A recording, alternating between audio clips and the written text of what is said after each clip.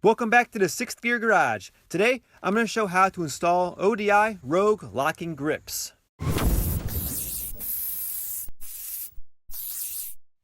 ODI Rogue locking grips are designed for ATVs, dirt bikes, but today I'm installing them on this 2006 Honda Aquatrax because these cheap aftermarket foam grips, they slide off when they get wet.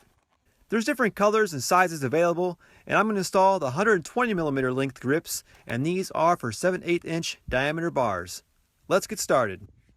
So the first step is taking the old grips off, and on most jet skis, there's extra work if you're removing the original grips. From the factory, these bars had a flange at the end, which the original grips were molded around so that they wouldn't slide off. So the OEM grips had to be cut off, and then the flange cut off. The previous owner did all that to put these foam grips on. Because they do slide off when they get wet, I'm just going to soak them rather than cut them.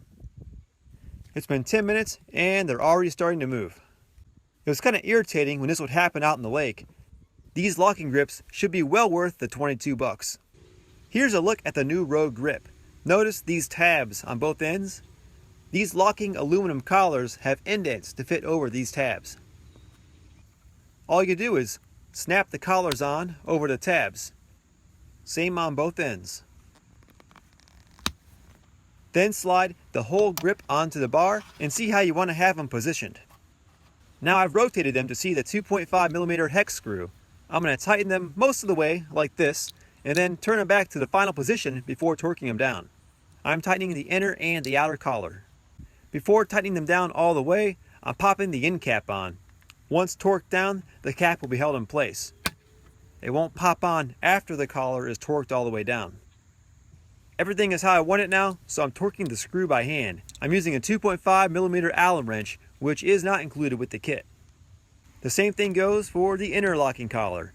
I might be somewhere around 10 to 15 foot-pounds, which is pretty hand tight. Give the grip a good twist to make sure it's tight enough, and I felt it move a tiny bit.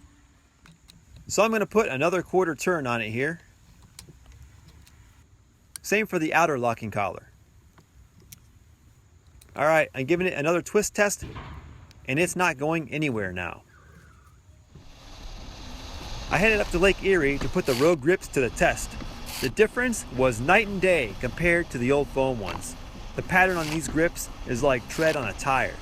They didn't move at all when the ski got soaked. It was a pretty choppy day in the lake. Once my hands and the grips were all wet, I felt better wearing gloves, knowing that my hands wouldn't slip off the rubber grip because the grip wasn't going anywhere. The anodized red locking collars matched the metallic red paint on the ski perfect. It looks like they could have come from the factory. These ODI Rogue grips look good, they feel good, and they definitely don't move.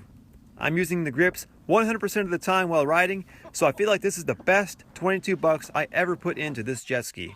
Let me know if you have any questions I can help with, and if you own a set, let me know how you like them in the comments. I read them all. Consider subscribing for more how-to videos and project updates here at the 6th Gear Garage.